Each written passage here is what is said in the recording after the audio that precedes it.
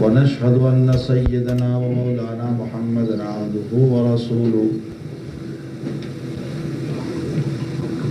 صلى الله تعالى عليه وعلى آله وصحبه وأتباعه وأزواجه وذرياته وبارك وسلم. أما بعد فأعوذ بالله من الشيطان الرجيم. بسم الله الرحمن الرحيم. ربنا آتنا في الدنيا حسنة وفي الآخرة حسنة وقنا عذاب النار. وقال الله تبارك وتعالى ربنا ظلمنا أنفسنا وإن لم تغفر لنا وترحمنا لنكونن من الخاسرين. سبحانك لا علم لنا إلا ما علمتنا إنك أنت العليم الحكيم. صدق الله العظيم وصدق رسوله النبي الكريم ونحن على ذلك لمن الشاهدين والشاكرين والحمد لله رب العالمين.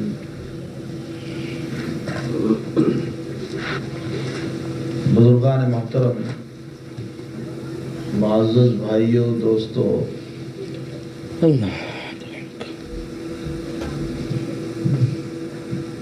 اللہ جل شانہ کو اپنے بندوں پر جتنا پیار ہے اتنا کسی کو بھی اپنے ماتحتوں سے پیار نہیں ہوتا.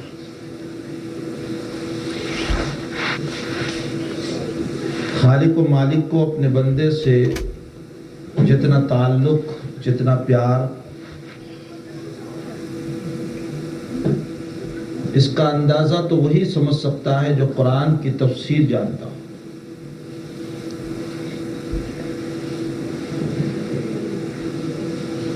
یہ بات یقینی ہے کہ اللہ تعالیٰ کبھی ماشاء اللہ بیان نہیں کرتا. میں آپ کو بہت موٹی مثال سمجھاؤں.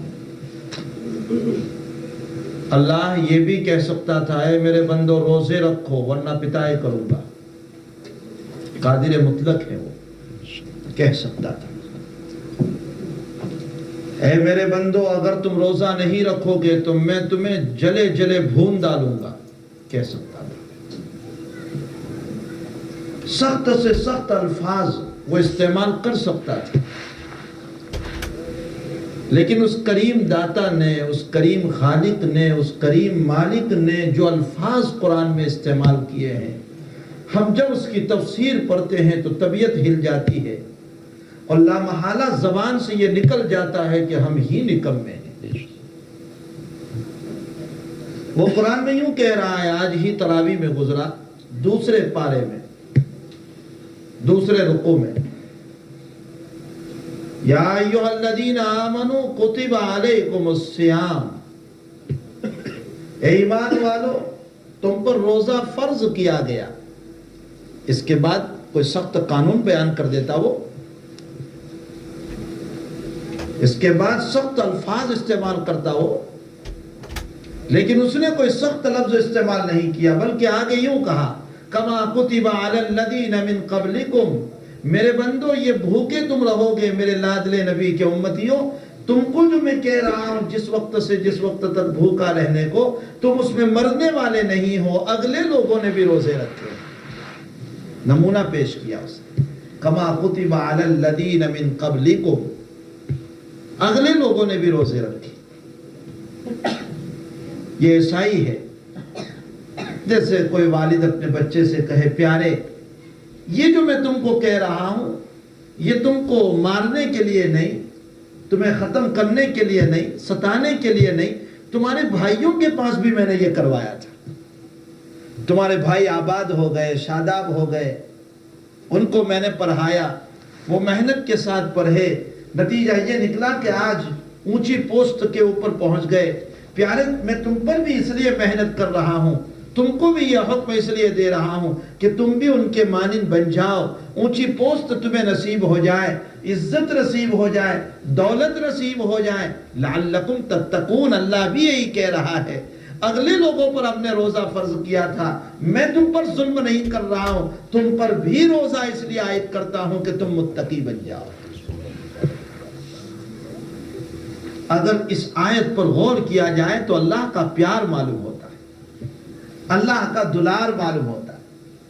ایک جگہ پر اللہ ارشاد فرماتے، جو میں نے قرآن کی آیت پڑھی، ربنا ظلمنا انفسنا وان لم تغفر لنا، صاحب روح المعانی رحمۃ اللہ علیہ تفسیر میں اس آیت پر وضاحت کرتے ہوئے فرماتے ہیں، ان اللہ تبارک و تعالی قادر ان یقول اللہم، اللہ تعالیٰ قادر تھا یوں کہلواتا حضرت آدم علیہ السلام کے پاس اللہم ظلمنا انفسنا، لیکن لفظ اللہم اللہ نے استعمال نہیں کیا۔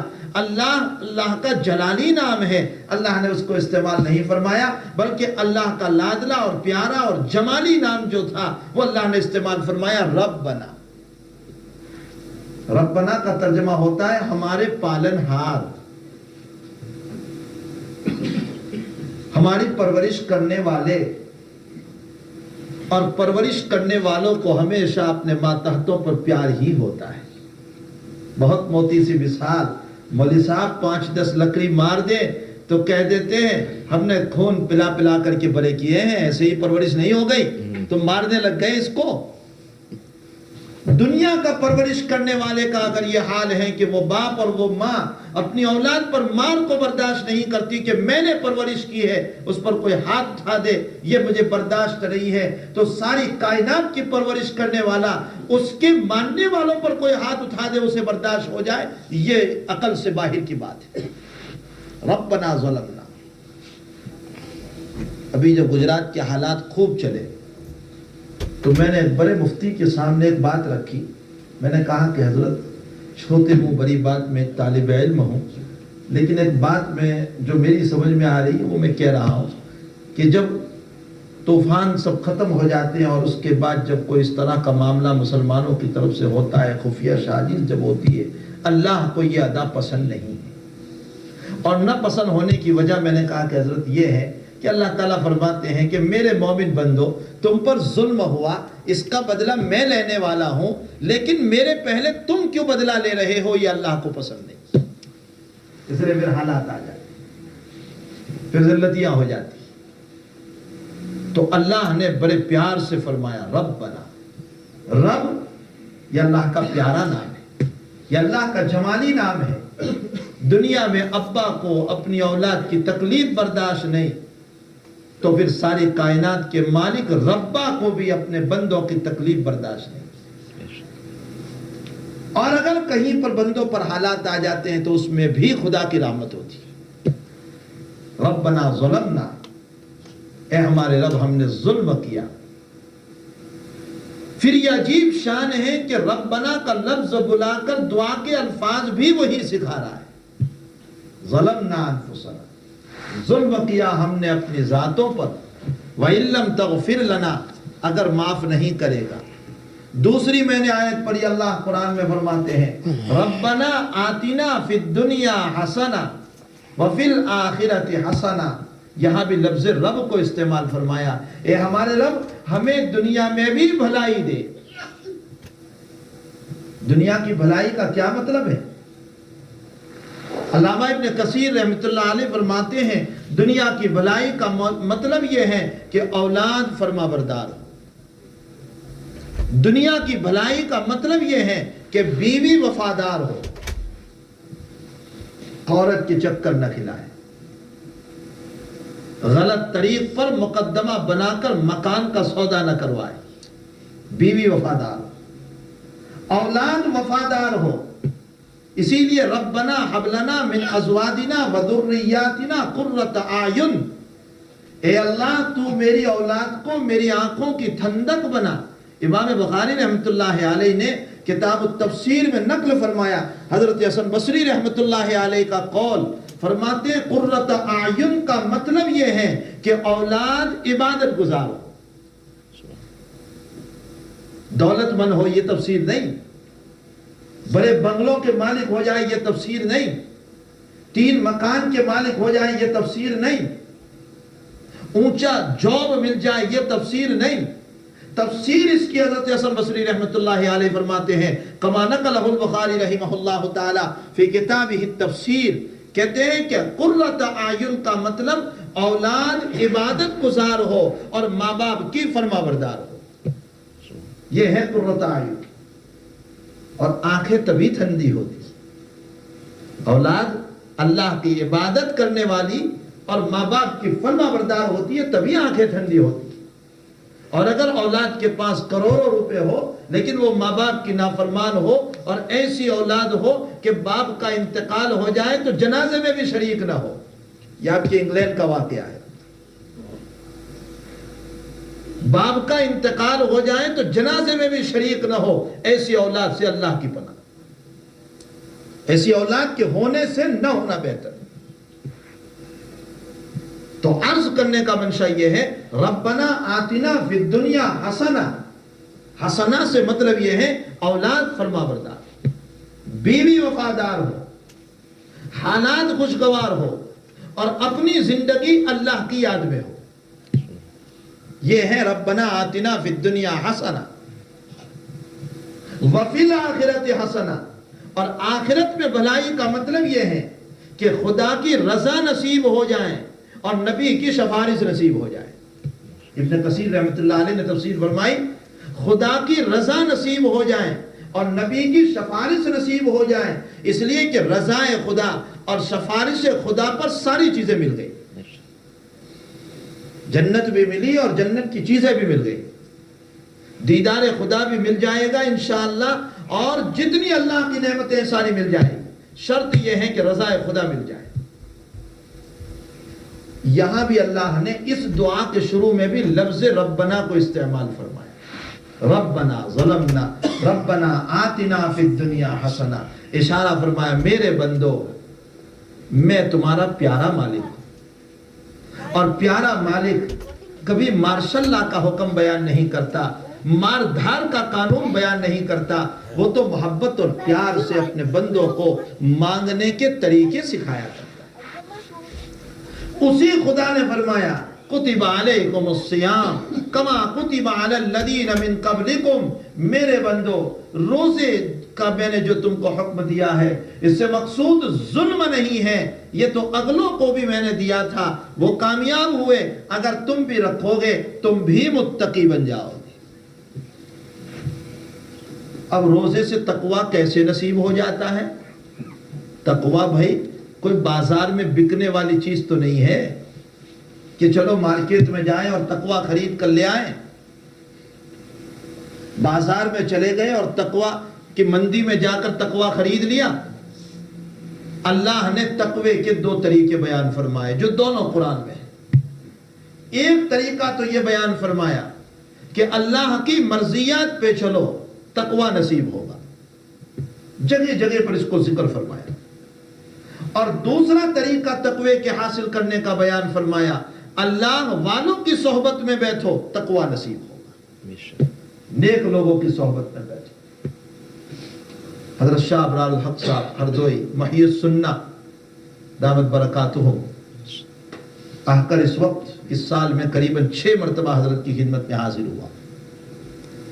جب بمبئی تشریف لائے تھے علاج کے لیے مسلسل حاضر ہوا اور عجیب مجلس میں بیٹھ کر اللہ کی یاد دلوں میں پیدا ہوتی. بات بات پہ سنت، بات بات پہ سنت.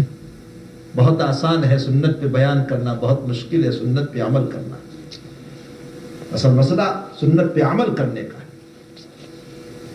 میں نے ابھی ایک جلسے میں کہا تھا وہاں احمد آباد کے اندر، میں نے کہا کہ اسلامی فلسفے پر 3 گھنٹے میں تقریر کرتا ہوں، لیکن فلسفہ اسلام پر تقریر کرنے والے اور فلسفہ اسلام پر لٹریچر لکھنے والے اور فلسفہ اسلام پر بولنے والے ان سے پوچھے کہ اسلام ہے کہاں؟ جو تم بول رہے ہو یہ اسلام کہاں ہے ہمیں بتائیں تو صحیح. ٹرین میں ہم بیٹھتے ہیں، اسلام پر تقریر کرنے والے تو چوڑے ہو کر بیٹھ جاتے ہیں تاکہ کسی کو جگہ نہ ملے. یہ ہمارا اسلام ہے. بس میں سوار ہوتا ہے اسلام پر لٹریچر لکھنے والا جو یہ تقریر کر رہا ہے کہ میرا اسلام جانور کے مارنے کو منع کر رہا ہے.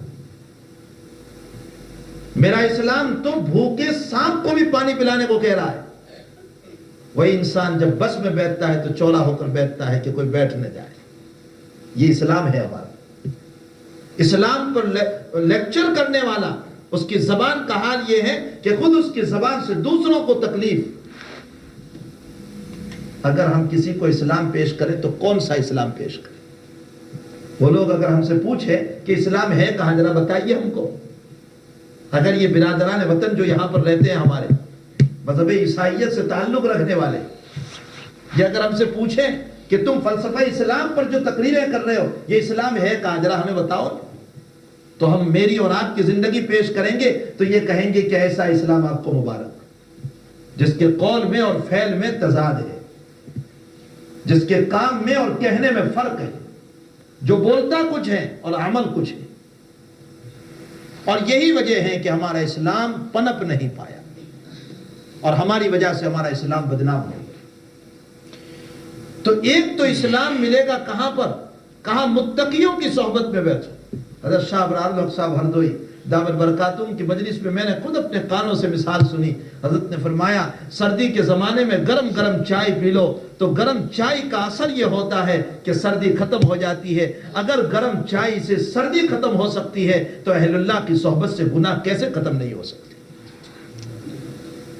اللہ والوں کی صحبت میں بیٹھنے سے یقیناً قلب کے اندر سے نحوستیں نکلتی ہیں، برائیاں دور ہوتی ہے. قرآن نے ویسے ہی نہیں کہہ دیا یا ایھا الذین آمنوا اتقوا اللہ، اے ایمان والو تقوی اختیار کرو. کہاں ملے گا؟ کونوا مع الصادقین، سچوں کے ساتھ رہو، اللہ والوں کے پاس رہو.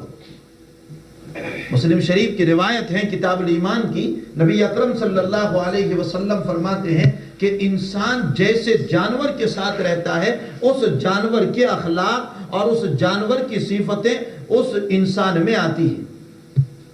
اسی لیے اللہ کے حبیب پاک صلی اللہ علیہ وسلم نے فرمایا کہ جو لوگ اونٹ پالنے والے ہیں اور ہر وقت اونٹوں کے ساتھ رہتے ہیں ان میں کینہ ہوتا ہے، اس لیے کہ اونٹ کینہور جانور ہے، تو اونٹ کے ساتھ رہنے والوں میں بھی کینہ ہوتا ہے.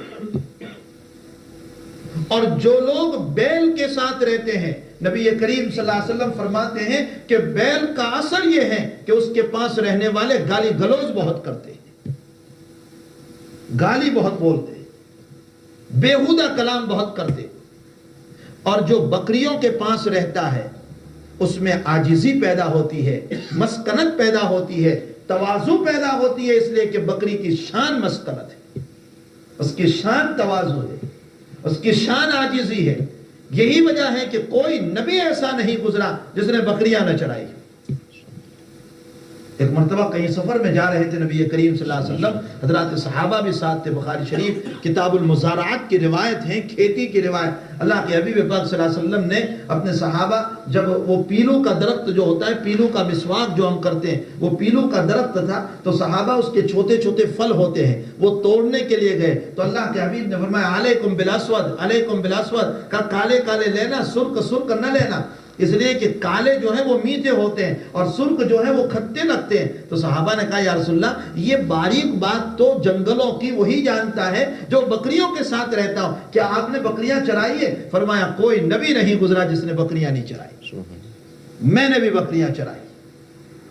اور بکریوں کا کام حضرات صحابہ کے پاس سے حضرات انبیاء کے پاس سے اسی لیے لیا گیا تاکہ حضرات انبیاء کے اندر امت کی اصلاح کا طریقہ پیدا ہو جائے، مسکنت اور عاجزی کا طریقہ پیدا ہو جائے. اس لیے ان کے پاس بکریاں چرائی گئی. مجھے تو اس روایت سے یہ بتانا ہے، نبی کریم صلی اللہ علیہ وسلم فرماتے ہیں جس جانور کے پاس رہتے ہیں اس جانور کا اثر ہوتا ہے. اگر جانوروں کا اثر منتقل ہو سکتا ہے تو اہل اللہ کا اثر کیسے منتقل نہیں ہوگا؟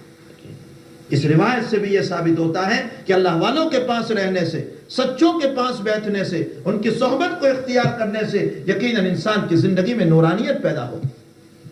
اور یہ ساری روایتوں سے باتیں ثابت ہو رہی ہے، قرآن سے یہ ساری باتیں ثابت ہو رہی ہے. یا ایھا الذین آمنوا اتقوا اللہ وکونوا مع الصادقین، سچوں کے پاس رہو، زندگی میں تقوی پیدا ہوگا. تو اللہ فرماتے ہیں میرے بندو، اے ایمان والو، روزہ رکھو تاکہ تمہاری زندگی میں تقوی پیدا ہو جائے. اب تقوی پیدا تب ہوگا جبکہ روزے کے شرائط کے ساتھ میں اور آپ ہم روزہ رکھیں. روزے کی شرائط ہے، پیارے آقا صلی اللہ تعالیٰ علیہ وسلم نے جہاں روزے کے بہت سارے فضائل بیان فرمائے ہیں اور روز مرہ ہم روزے کے فضائل سنتے رہتے ہیں. کتنے فضائل؟ فرمایا کہ روزہ رکھنے والے کو اللہ اپنے ہاتھوں سے ثواب عطا فرمائیں گے. روزہ رکھنے والے سے متعلق صاحب مشکات نے روایت نقل فرمائی کہ قیامت کے دن سارے لوگ حساب کے لیے لائن میں کھڑے ہوں گے اور دھوپ بالکل کڑاکے کی پڑ رہی ہوگی اور آفتاب بالکل نیچے ہوگا. روزہ رکھنے والوں کو اللہ اپنے عرش کے نیچے کھانا کھلا رہا ہوگا. صاحب مشکات نے اس روایت کو نقل فرمایا ان جابر رضی اللہ تعالیٰ عنہ عن النبی صلی اللہ تعالیٰ علیہ وسلم انہو قال کہہ کر حضرت جابر اس روایت کے ناقل ہیں. فرماتے ہیں سارے لوگ دھوپ میں مارے مارے پھر رہے ہوں گے. اس وقت روزہ رکھنے والے اللہ کے عرش کے نیچے کھانا کھا رہے ہوں گے. اور یہ بات یقینی ہے کہ عرش کے نیچے بیٹھنے والوں کا حساب نہیں لیا جاتا. اس سے یہ مطلب ثابت ہوتا ہے کہ روزے داروں کا حساب اللہ نہیں لے گا. یہ علی قاری رحمت اللہ علیہ نے شرح مشکات میں مطلب بیان فرمایا اس روایت کے ضمن میں. یہاں سے مسئلہ ثابت ہوتا ہے کہ فضیلت ثابت ہو رہی ہے روزے داروں کی. بہت ساری فضیلتیں نبی کریم صلی اللہ علیہ وسلم نے بیان فرمائی. ظاہر سی بات ہے جتنی کی فضیلتیں زیادہ ہوں گے اس کی شرائط بھی زیادہ ہوں گی. کتنے شرائط ہیں؟ فرمایا کہ روزہ اگر انسان رکھتا ہے اور شرائط کے ساتھ روزہ نہیں رکھا تو اس صورت میں اللہ کے حبیب فرماتے ہیں, خود بخاری شریف کی روایت ہے, امام بخاری رحمۃ اللہ علیہ نے کتاب الصوم میں نقل فرمایا بھوکے رہنے کے علاوہ کچھ نہیں ملے گا اس کو. دن بھر بھوکا رہا باقی اس کے علاوہ کچھ. اب کہتے ہیں کہ اس کو شرائط کیا ہے روزے کے؟ سب سے پہلی شرط تو نیت اس کی صحیح ہو. من صام رمضان ایمانا و احتسابا غفر له ما تقدم من ذنبی رواہ البخاری. جس نے روزہ کو ایمان کے ساتھ اخلاص کے ساتھ اور احتساب کا ترجمہ ابھی مغرب کے بعد میں ایک کتاب دیکھ رہا تھا اور اس میں میں نے پڑھا کہ حضرت مولانا علی میاں ندوی صاحب رحمت اللہ علیہ شاہ عبد القادر صاحب رائے پوری رحمت اللہ علیہ کے اجل خلفاء میں سے, علی میاں صاحب رحمت اللہ علیہ شاہ عبد القادر صاحب کے خلفاء میں سے, فرماتے ہیں کہ میرے پیر و مرشد شاہ عبد القادر صاحب احتساب کا ترجمہ فرماتے ہیں ثواب کی لالچ رکھتے ہوئے جس نے روزہ رکھا. ایمان, نیت اور ثواب کی لالچ کہ اللہ مجھے زیادہ ثواب دینا, اللہ مجھے زیادہ ثواب دینا, اے اللہ لوگ عرش میں مارے مارے ہوں گے تو تیرے عرش کے نیچے مجھے جگہ دے دینا. من صام رمضان ایمانا و احتسابا غفر له ما تقدم من ذنبی. جب اس نے ثواب کی نیت سے روزہ رکھا اور نیت اس کی صحیح تھی اور ثواب کی لالچ تھی تو اللہ کیا عطا فرمائیں گے؟ اللہ اس کے پہلے کے سارے چھوٹے گناہوں کو معاف کر دے گا. غفر له ما تقدم من ذنبی, اگلے سارے گناہ. تو پہلی بات تو نیت صحیح. اس لیے روزہ نہ ہو کہ دنیا کی مخلوق مجھ سے راضی. دوسری روزے کی غرض یہ ہے کہ میری زبان برائی نہ کرے. بعض روایتوں سے یہ معلوم ہوتا ہے جیسا کہ ترمذی شریف کی روایت ہے من اغتابا, جس نے غیبت کی اس کا روزہ ٹوٹ گیا. او کما قال صلی اللہ علیہ وسلم. اگرچہ جمہور اہل سنت والجماعت تو غیبت کی بنیاد پر روزہ کے ٹوٹنے کا حکم بیان نہیں فرماتے, لیکن سفیان ثوری رحمت اللہ علیہ کے نزدیک غیبت سے بھی روزہ ٹوٹ جاتا ہے. یہ ان کا مسلک ہے. وہ فرماتے ہیں کہ جس نے غیبت کی اس کا روزہ ٹوٹ گیا. جمہور کے نزدیک روزہ تو نہیں ٹوٹتا لیکن ثواب نہیں ملے گا سوائے بھوکا رہنے کے اس کو کچھ. اس لیے غیبت سے احتراز کر لیا جائے, اپنی زبان کی حفاظت کر لی جائے. کوئی بات اپنی زبان سے نہ نکالی جائے جس کی بنیاد پر میرا روزہ خراب ہو جائے. اب ایک مسئلہ یہاں بتاتا چلو, اگر ہم نے کسی کی غیبت کی تو اس صورت میں فقہا فرماتے ہیں کہ جس کی غیبت کی ہے اس سے معافی مانگ لو. جس کی غیبت کی ہے اس سے معافی مانگ لو. اس لیے کہ مشکات شریف کی روایت ہے الغیبت اشد من الزنا, غیبت زنا سے بھی زیادہ بدتر ہے. صاحب مشکات نے اور ایک روایت نقل فرمائی اور اصل میں یہ تفسیر ہے قرآن کریم کی آیت کی. قرآن کریم میں اللہ تعالیٰ فرماتے ہیں لا یغتب بعضکم بعضا ایحب احدکم ان یاکل لحم اخیہ میتا فکرہتموہ. اے لوگوں تم کسی کی غیبت نہ کرو اپنے بھائی کی. کیا تم یہ پسند کرتے ہو کہ اپنے مردار بھائی کا گوشت کھاؤ؟ میرا بھائی مر گیا کوئی مسلمان مر گیا ہو اور اس کی لاش کو اٹھا کر کے یہاں غسل خانے میں غسل دینے کے لیے لے آئے، اب میں اس کو کاٹ کر اس کا گوشت کھاؤں، پسند کریں گے ہم؟ اللہ فرماتے ہیں اگر بھائی کا گوشت کھانا پسند نہیں ہے تو یاد رکھو غیبت کرنا بھی گوشت کھانے کے برابر ہے۔ یہی وجہ ہے کہ حضرت حسان ابن ثابت رضی اللہ تعالیٰ عنہ حضرت عائشہ رضی اللہ تعالیٰ عنہ کی تعریف کرتے ہوئے فرماتے ہیں حسان رزان ما تظن بغیبہ، حسان رزان ما تظن بغیبہ۔ فرماتے ہیں حضرت حسان شعر پڑھتے ہوئے حضرت عائشہ کی تعریف کرتے ہوئے فرمایا بڑی پاک دامن ہے، حسان بڑی پاک دامن ہے، رزان کوئی الزام اس پر نہیں ہے، ما تظن بغیبہ، اور فرمایا کبھی اس کی طرف غیبت کا بھی اشارہ نہیں ہو سکتا، ما تظن بغیبہ۔ اور آگے دوسرے مصرے میں حضرت حسان رضی اللہ تعالیٰ عنہ فرماتے ہیں وَيُصْبِحُ الْغَرْسَ مِنَ الْغَوَافِلِ، صبح کرتی ہے اس حالت میں کہ غافلوں کے گوشت سے غافل ہوتی ہے، مطلب یہ ہے کہ کسی کی غیبت کر کے وہ گوشت نہیں کھاتی۔ عرض کرنے کا منشا یہ ہے کہ غیبت سے اپنے آپ کو بچایا جائے۔ قرآن یہ کہہ رہا ہے کہ غیبت کرنا ایسا ہی ہے جیسا کہ اپنے مردار بھائی کا گوشت کھانا۔ اب روایت سنو، صاحب مشکات فرماتے ہیں کہ جس نے کسی کی غیبت کی اس کو چاہیے کہ اس کے پاس معافی مانگ لے، اگر معافی نہیں مانگی اور موت اسی عالم میں آ گئی تو قیامت میں مقبول عبادتیں دے کر خود کو جہنم میں جانا پڑے گا۔ تو ادھر نہ دنیا ملی نہ آخرت ملی، اس کی برائی کر کے نہ تو مجھے دنیا میں کچھ حاصل ہوا نہ آخرت میں مجھے کچھ حاصل ہوگا، بربادی کے علاوہ کچھ بھی نہیں۔ لیکن ایک بات یہ بھی یاد رکھیں جو مجھے مسئلہ عرض کرنا ہے، معافی تب مانگنے جائیں گے جبکہ اس کو پتا چل چکا ہو کہ میں نے اس کی غیبت کی، یہ مسئلہ یاد رکھنا۔ اگر اس کو پتا چل چکا ہے کہ میں نے اس کی برائی کی ہے، میں نے اس کی غیبت کی ہے، تب تو معافی مانگیں گے، اور اگر اس کو پتا نہیں چلا ہے تو معافی مانگنے نہ جائیں، بلکہ روایت میں اس کا مسئلہ یوں بیان فرمایا کہ اس کے لیے دعائے مغفرت کرو، معافی مانگنے نہ جاؤ۔ کیوں؟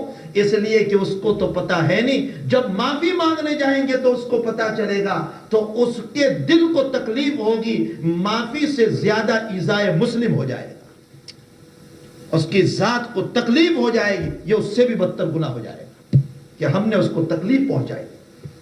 اس لیے اگر اس کو پتا نہیں ہے تو اس صورت میں معافی مانگنے نہ جاؤ، لیکن اس کا طریقہ نبی کریم صلی اللہ علیہ وسلم نے بیان فرمایا کہ اگر تم نے غیبت کر لی اور سامنے والے کو علم نہیں ہے تو اس کے لیے دعائے مغفرت کرو۔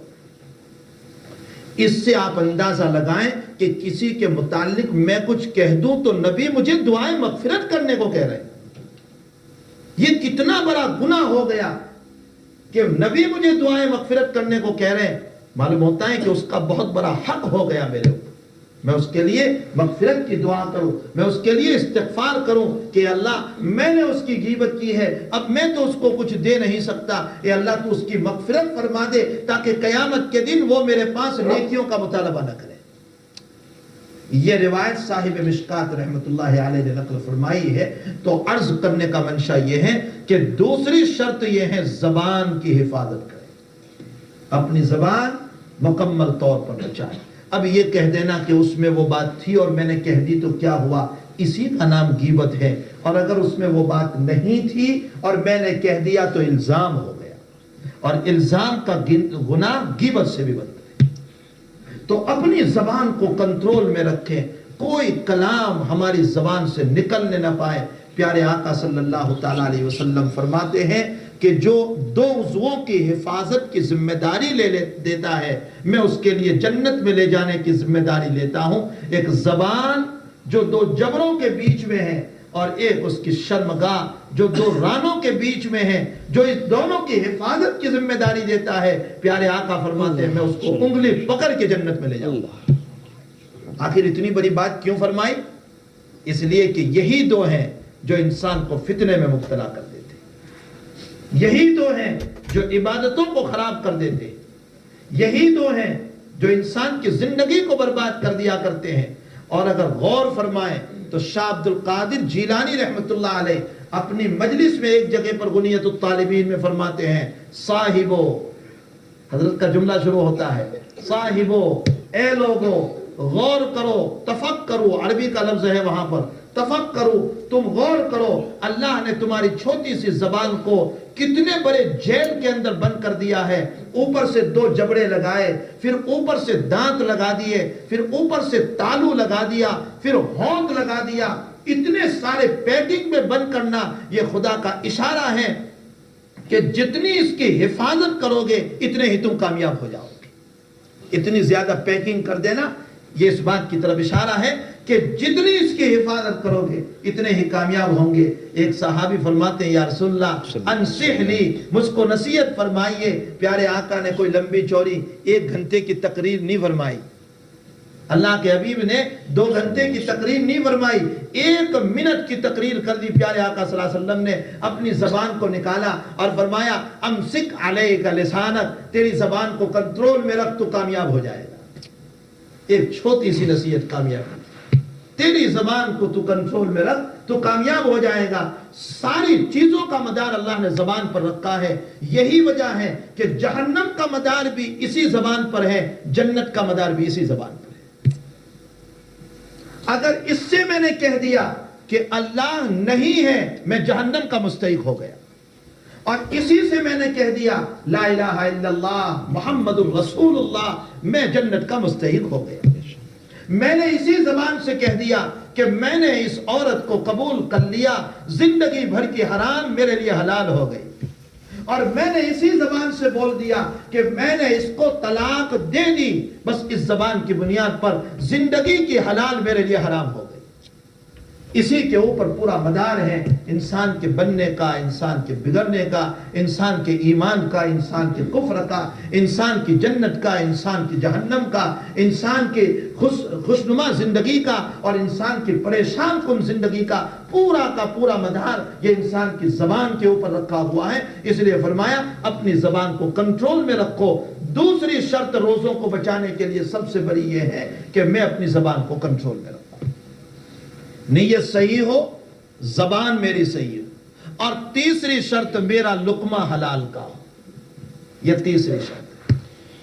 حضرت صدیق اکبر رضی اللہ تعالیٰ عنہ کو دعوت ہوئی، دعوت بھی آپ کے غلام نے کی، بخاری شریف کی روایت ہے، مناقب ابی بکر کی، آپ کے غلام نے آپ کی دعوت کی، آپ نے کھانا کھا لیا، کھانا کھانے کے بعد پھر غلام سے پوچھا، پہلے پوچھنا بھول گئے، پھر پوچھا کہ پیارے یہ دعوت تم نے کیسی کی؟ کہا حضرت میں اپنے ایمان سے، اپنے اسلام سے پہلے کی زندگی میں کاہن تھا، نجومی تھا، جوتش تھا، اور میں نے ایک آدمی کی زندگی سے متعلق کچھ دیکھا تھا، میں نے جو اس کو کہا ویسا ہی اللہ کا کرنا کہ ہو گیا، تو اس نے آج مجھ کو گفٹ بھیجا، ہدیہ بھیجا، میں نے کہا کہ لاؤ اس کی دعوت کر دو اپنے آقا صدیق اکبر کو، تو فوراً کر کے آپ نے نکال دیا اور فرمایا میرے آقا نے جوتش کے پیسے کو حرام قرار دیا، تو حرام کے لقمے سے اپنی حفاظت۔ میں نے ایک کتاب میں ابھی پڑھا الافاظات الیومیہ، ایک کتاب ہے حکیم الامت حضرت تھانوی نبر اللہ مرقدہ کی، جس میں حضرت کے ملفوظات ہیں۔ حضرت فرماتے ہیں کہ میرے استاد محترم، غور سے سننا اس واقعے کو، فرماتے ہیں کہ میرے استاد محترم دارالعلوم دیوبند کے سب سے پہلے شیخ الحدیث حضرت مولانا یعقوب صاحب نانوتوی رحمۃ اللہ علیہ، کسی نے لڈو بھیج دیے، جیسے دیہاتوں میں عادت ہوتی ہے نا، کچھ کھانا بناتے ہیں تو دوسروں کے گھر پہ بھیج دیتے ہیں، خاص کر کے اللہ والوں کے مکان پر، نیک لوگوں کے مکان پر بھیج دیتے ہیں، تو حضرت کے گھر پر کسی نے لڈو بھیج دیے۔ شام کو جب حضرت اپنے مکان پر آئے، مغرب کے بعد اہلیہ نے سامنے رکھا، آپ نے لڈو کھا لیا، بعد میں حضرت فرماتے ہیں کہ عجیب حال اس لڈو کا میری طبیعت پر پڑا، 40 دن تک میرے دل میں یہ وسوسہ پیدا ہوتا رہا کہ میں کسی خوبصورت عورت کی طرف جی بھر کر کے دیکھ لوں۔ حضرت فرماتے ہیں کہ ایک حرام لقمے کا اثر میرے اوپر یہ ہوا کہ 40 دن تک میرے دل میں گناہوں کا اثر آتا رہا، بری باتوں کے خیالات میرے دل میں آتے رہے۔ تو تیسری شرط اپنے روزے کو بچانے کے لیے یہ ہے کہ اے لوگوں، تم اپنے پیٹ کو حرام کی غذاؤں سے بچاؤ، غلط غذا استعمال نہ کرو، اور جو ہمارے بچے غلط پیسے لے کر کے آ رہے ہیں اس سے اپنے آپ کو بچا لے، ناجائز پیسوں سے، حرام کے پیسوں سے اپنے آپ کو اپنے گھر والوں کو بچا لے، ورنہ سوائے بھوکا رہنے کے کچھ بھی ہم کو نصیب نہیں ہوگا۔ یہ 3 شرطیں ہیں روزوں کے لیے۔ پہلی شرط نیت صحیح ہو، دوسری شرط یہ ہے کہ ہمارا پیٹ صاف حلال روزی کھانے والا ہو، اور تیسری شرط میری زبان سے برائیاں نہ ہو، بکواس نہ ہو، بیہودہ باتیں نہ ہو، غیبت نہ ہو، لعن طعن نہ ہو، ملامت نہ ہو، اس سے میں اپنی زبان کو بچاؤں۔ اگر ان شرائط کے ساتھ روزے رکھے ہیں تو میرا پیارا خدا، میرا لاڈلا خدا پھر قرآن میں محبت کے الفاظ میں ہم کو کہہ رہا ہے، ربنا، میرے بندو مجھ کو کہو ربنا، اور پھر میں تم کو ان روزوں پر وہ دوں گا جو دنیا کی کوئی مخلوق تمہیں نہیں دے سکتی ہے۔ اللہ تعالی ہم تمام کو روزوں کو اس کے شرائط کے ساتھ رکھنے کی توفیق نصیب فرمائے، اور تمام طرح کی روزوں کے فساد اور برائیوں سے میری آنکھ کی حفاظت فرمائے۔ ایک صاحب مجھ کو بھی آنے سے پہلے ویسے ہی مزاحن ٹرین میں ہم سوار تھے، میں تھے، مولانا غلام صاحب اور بھی چند علماء تھے، تو ویسے ہی چلتے چلاتے بات چلی تو وہ کہہ رہے ہیں کہ مول صاحب یہ رمضان آتے ہیں تو وہ مسجدوں میں وہاں جو کتھور کا مسئلہ بھی ہوا ہے اور وہاں جو مسئلے ہوئے ہیں تو وہ ساری باتیں انہوں نے دہرائے، تو کہا جیسے جیسے رمضان آنے جاتی ہے تو رحمت کے دروازے کھلنے چاہیے، اس کے بجائے یہ تو تکلیفوں کے دروازے کھلتے ہیں۔ تو میں نے کہا کہ وہ شیاطین تو چلے جاتے ہیں لیکن نفس کا شیطان جو ہے نا وہ انسان کو سدھرنے نہیں دیتا، نفس کا شیطان جو ہے وہ انسان کو سدھرنے نہیں دیتا، بلکہ ہمارے حضرت تھانوی رحمۃ اللہ علیہ تو فرماتے ہیں کہ وہ شیطان تو لا حول پڑھنے سے بھی بھاگ جائے گا لیکن نفس کا شیطان لا حول سے بھی نہیں بھاگتا۔ اس کے لیے تو محنت ہی کرنی پڑے گی، اس کے لیے تو مجاہدہ ہی کرنا پڑے گا، اس کو تو مارنا پڑے گا، تبھی جا کر کے اس کی اصلاح ہو سکتی ہے۔ اللہ عمل کی توفیق عطا فرمائے۔ وآخر دعوانا الحمدللہ رب العالمین۔ اللہم صل علی سیدنا محمد و شفیع